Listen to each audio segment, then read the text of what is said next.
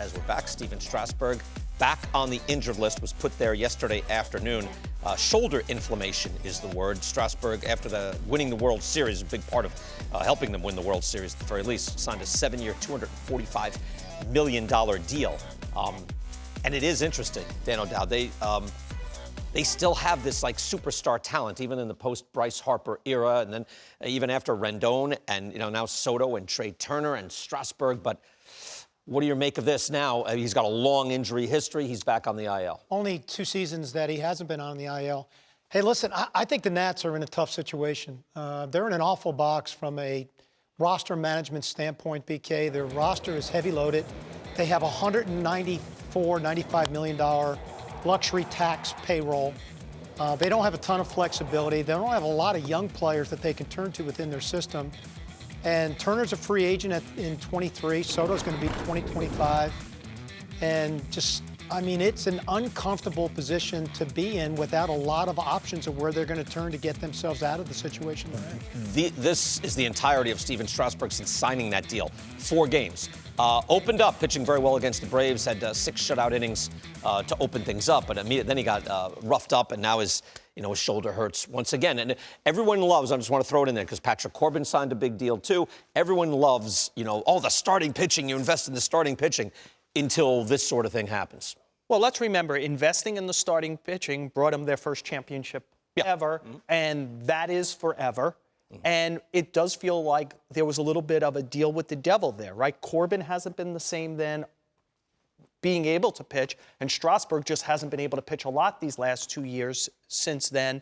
So, you just wonder about, again, everyone wants the pitchers today to be, I want you to be like Gibson and everything. And then, is Madison Bumgarner done? You wouldn't trade the championships. Right. San Francisco should have no regrets. Bumgarner should have no regrets, but he's still relatively a young guy. Strasburg is still relatively a young guy, but when you put that kind of burden deep into October on guys, especially over and over. Yeah, but he had that health history even long before that run, and I think the mistake we all make, and I would make it too, is you win a world championship and you want to bring your star players back.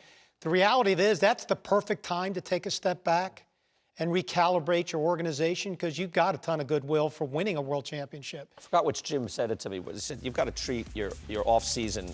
If you won the World Series, pretend you lost. If you lost, pretend you won. Don't make reactions based on, well, we've got to get over the hump. We've got to do this and that. Now, they could have kept Rendon. It was the same money, 7 years, $245. At the time, I will just say, right, because you got to put it in the proper context. Strasburg, I believe, led the National League in innings that year. He pitched with poise through the postseason. He changed his style of pitching. And so the narrative sort of changed, but also some real tangible things changed too. So I'm not killing him on it. I understand why they did that. Joel made a great point about not signing either of them, because Rendon has health history too. But I would have kept an everyday player together with Soto and Turner, just ensuring the middle of my lineup for years to come, because he's playing every single day. Maybe not with injuries, rather than a starting pitcher who's going to impact you every 5 days. And Rendon is hitting. That's true. All right. Time now for MLB Diamond Decisions, presented by Citrix. And we stay with the Nationals, making a change in the lineup. And here's their lineup today, up against the Cardinals. And there is, there's some wisdom to this. But not only that, it's putting your 2 best hitters 1-2, but also you have about the fastest guy in the major leagues. If you want that Lou Brock type player, Trey Turner is a good way to go. But it was Victor Robles, and I think, Joel, it was kind of like, hoping that Robles would be, because he looks like the leadoff guy, and he could run like the leadoff guy, but he just can't get on base like a leadoff guy. His on base is actually better than I thought. It's 353 when he's leading off. Doesn't hit for power. If that's what he did all the time, you'd be in good shape. But Turner is killing it. So is this the right decision? Yeah, it's the right decision, and it emphasizes something Dan said, I believe he said it off air, about what a top-heavy team they are, I think, as far as both pay and talent. Turner might be the best base runner in the sport, maybe the fastest. Soto is probably the best hitter in the sport. And then think about the dive. Yeah, after that, in the lineup. That 5 on down in that lineup, BK. Yep. Man, pitchers can manipulate that part. There's not a lot of aircraft carriers from 5 down. So just to go back to the point is, if you don't do Rendon and you don't do Strasburg, because emotionally tied to you are as championship players, could you have 3 or 4 players in this lineup So for that that, amount. right. You know what I mean? Just diversify it. You know what? Spend the money, but on more players. Even looking at the Rendon money, and it's the Strasburg money too.